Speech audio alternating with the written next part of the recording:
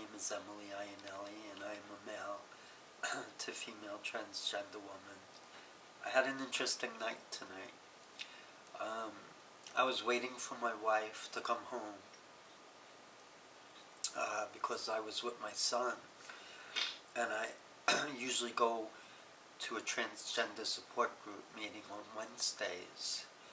I need it as part of my transition because I identify with my transgender friends, and we have pretty good relationships. We're friends, and we get to share our experiences. And I was waiting for my wife to come home, and she was running late, so I didn't know what to do. I asked my son, Maddie, do you want to, do you want to go to a movie? And he said, well, you usually go to a meeting on Wednesdays, don't you, Daddy? And I said, yeah. And he said, well, why don't we go to the meeting? And he surprised me. He actually wanted to go.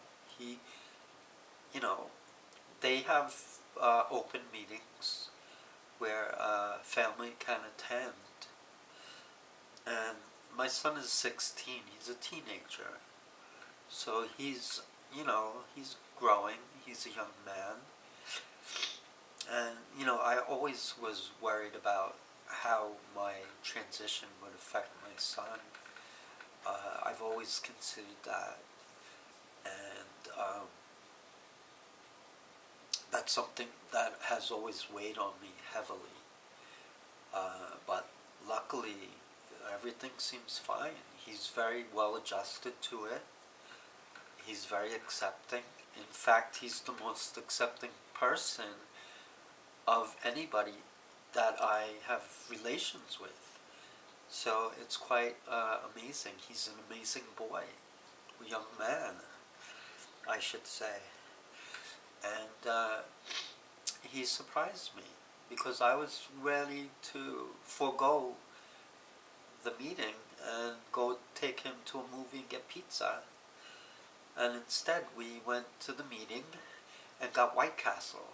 He likes White Castle. I don't think it's the most healthy of choices, but we both get that craving sometimes. But anyway, so we went to the transgender support group meeting. I go to a meeting in Bayshore where they are run every Wednesday, usually from 7:30 to 9 o'clock. And then we usually go out to a diner afterwards among the friends. And my son was very well behaved. He was sitting by my side. I was, speaking for him. We all usually sit in a circle, and we usually share our highs and lows for the meeting. And obviously my high that I had mentioned was being with my son. He's home from school. He goes to a special school because he has autism. So he lives at a residential school upstate, which is about 6 hours away, so I don't see him that often. So this is a precious time for us because we get to spend time together. And I mentioned that I was very happy because I have the week and a half to spend with my son, and we have a wonderful relationship. And my low was that we were on our way to the support group, and we saw the aftermath of a horrific 3-car accident, which was devastating. I don't know if there were fatalities, but it was pretty scary. There were police all over. They blocked off part of the road. I actually had to veer off the road into a gas station to make a detour. But we could see the accident scene, and it was pretty bad. I pray that nobody was killed, but it was scary. But we got to the meeting. We arrived about 5 or 10 minutes late, and we all listened to each other as they shared their highs and lows. And basically what we do is we introduce ourselves, and we identify the gender that we consider ourselves based on our transgender identity. So obviously I'm a male to female transgender woman, so I identify with female pronouns. And I introduced my son, Matty, as he likes to be called. And I said that he's my son, he's 16, and he's here with me because I couldn't find a babysitter. And everybody applauded him, and he was very, he said something very touching. Usually what happens after we all introduce ourselves and share our highs and lows, then the group is open for discussion, and we all just volunteer to speak about whatever issues we're facing or concerns or just general news or whatever that's related to transgender issues. And I had volunteered that the biggest support system in my life is my son. And then I just asked my son to just, introduce himself. So he said, "Hi, my name is Iannielli, and this is my dad. And he likes to be a girl, and I love him no matter what. He's my dad, but he lives as a girl, and that's okay with me." And everybody applauded. It was amazing, and I was just overwhelmed. My son always surprises me. He just is an amazing kid. And I remember when I was a kid, my dad and mom used to say "out of the mouth of babes." Well, I was just thinking the same when my son said that, because it really brought back memories. Out of the mouth of babes. He really said it in a way that was very heartfelt and really made me feel proud. And he's very accepting. And I always teach my son to never judge people, to be open-minded and to accept people for who they are. And tolerance and acceptance is the way you should be. And he really is a very good kid, and he gets it. And it really made me feel very proud. And the meeting at times got quiet, and there were a lot of individuals that are going through struggles, personal struggles, like some are experiencing unemployment, and I think a major reason obviously is that they're not quite there yet in their transition where they can present completely as a female, whether it's for legal reasons, they haven't completed their legal name change, or discrimination issues.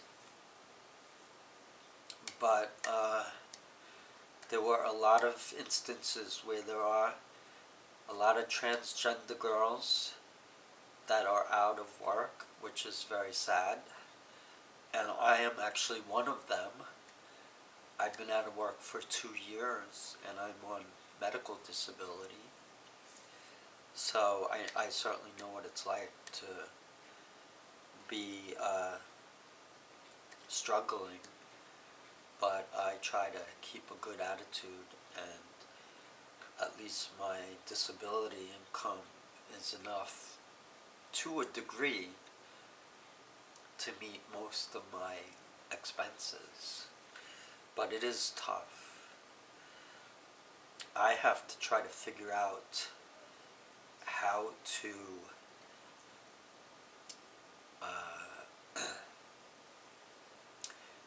make my own way so I can not rely on an employer. I have to be my own. I guess you'll have to look at it from an entrepreneurial perspective. I have to be my own source of income. I have to develop a plan where I can make it on my own, so I don't have to rely on disability. My training is in accounting and engineering, but I have lost my passion for those career paths. I got stressed out, I had a breakdown, and I can't go back to that. I want to go in a different direction, but I have to kind of sort out where I want to go, what I want to do, and how I'm going to get there. Being transgender is not an easy road. I still have a lot of battles ahead of me. I have to deal with my legal name change from Edward D. Iannielli III to Emily Denise Iannielli. I have to deal with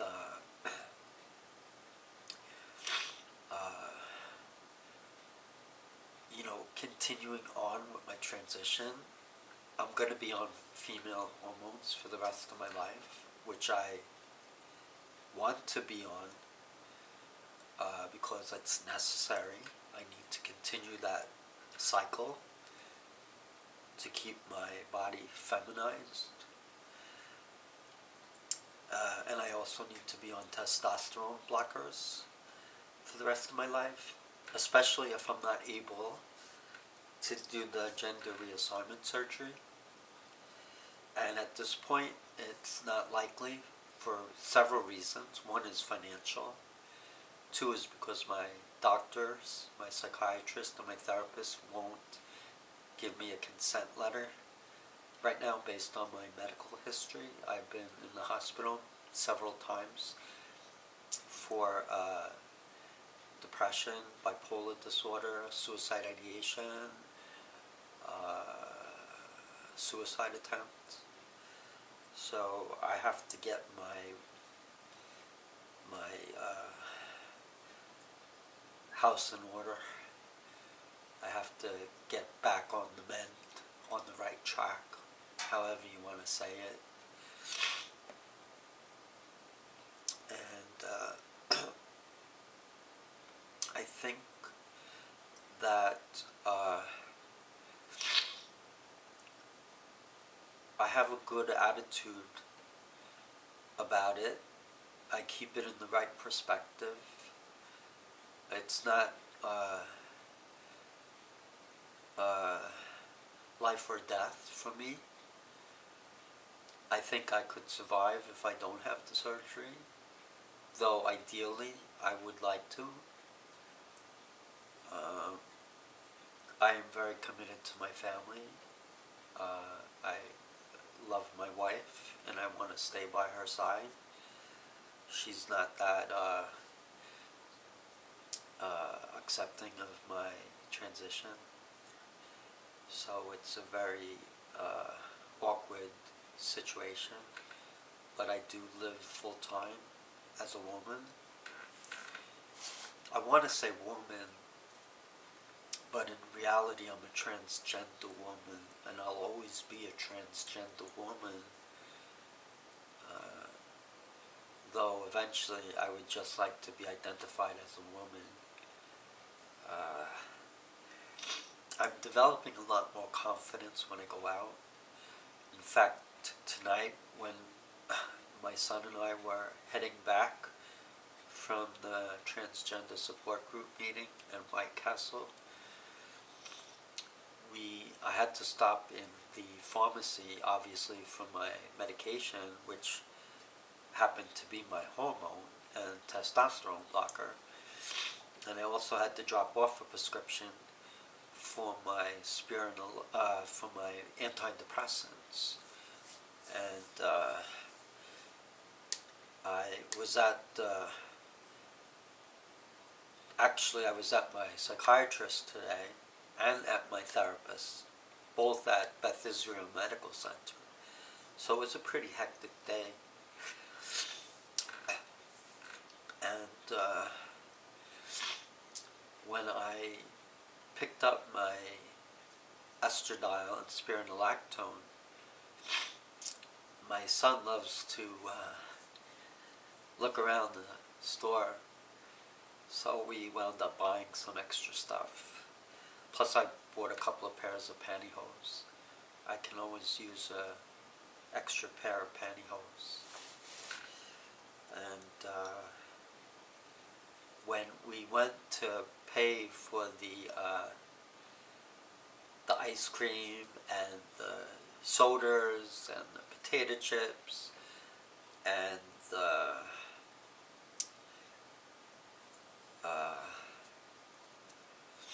candy bars, I overheard the young girl and a woman working at the checkout counter about women giving birth, and if a woman is having a boy or a girl, how it affects the beauty of the woman when she's pregnant. And I just had to say to them, oh, by the way, I'm transgender. And I was kind of looking at one of the girls in particular because she was really cute. And she looked at me and she said, oh my God. She said, I didn't think you were a trans. She said, you look like a girl. I thought you were a girl. Or you are a girl. And she didn't know what to say. So she said, I hope I'm not insulting you. And I said, no, honey, you made my day. I love that. So she said I was a girl. And I was so happy. It only makes me feel like my transition is going pretty good. You know, I am on Facebook a lot, and I'm always trying to keep in touch with other girls, transgender girls specifically, whether they're on Facebook or YouTube. And some actually that I'm friends with on Facebook also have their own YouTube channels. And there's one girl in particular that I really am inspired by, but I have to be discreet. I can't mention her name. But if she watches my video, she'll know who I'm talking about.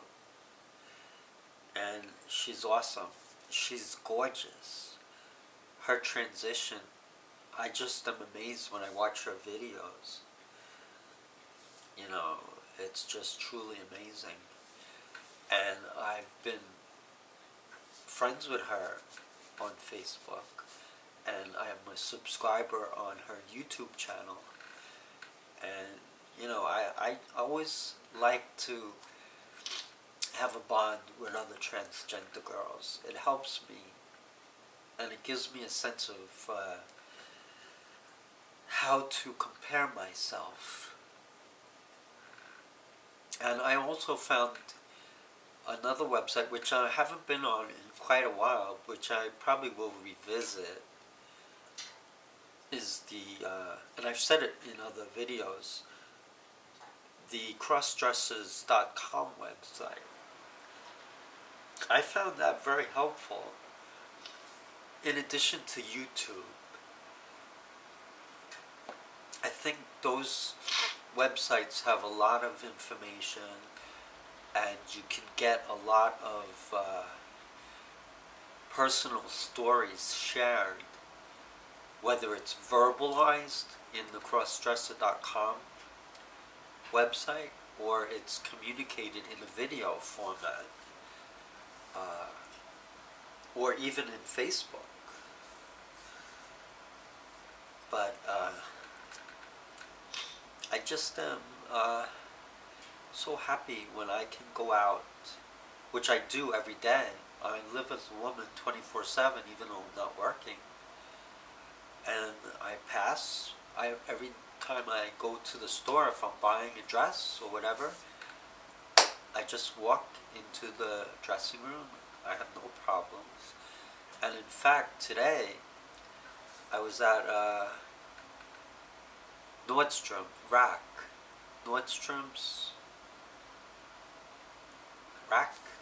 something like that. It's Nordstrom's. And there were two dressing rooms, so I was a little confused. And I had a couple of dresses. So I walked towards the dressing room that I thought I should go to. And the girl said, "Oh, no, you go over here." So she pointed me to the other dressing room where obviously the women go. So, I never have a problem. I'm always treated like a woman. And even on Facebook, I post too much, and I gotta stop it. But I do have Facebook pages that I created, groups and community pages and personal pages. So I post, and I didn't realize that when I post, notifications go out to all my friends in my network, and it could be kind of annoying. So I don't, if that's the case, I apologize. It's certainly not my intention to annoy my friends with my posts.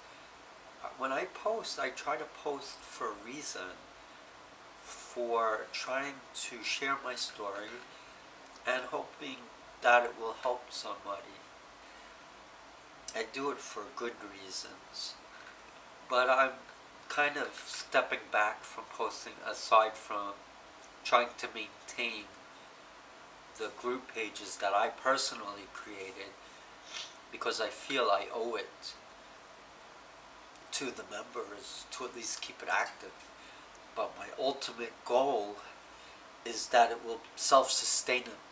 All the groups that I created, hopefully over time, will self-sustain themselves, so I don't have to post. They'll just naturally be active with all the members posting their own experiences. The only thing is I still have to administrate, because on a couple of the pages there seems to be some volume of member requests. So I certainly have to keep up to date. Personally, I wanted to take a break from Facebook, but I also want to keep up with my friends. I don't want to disappear off the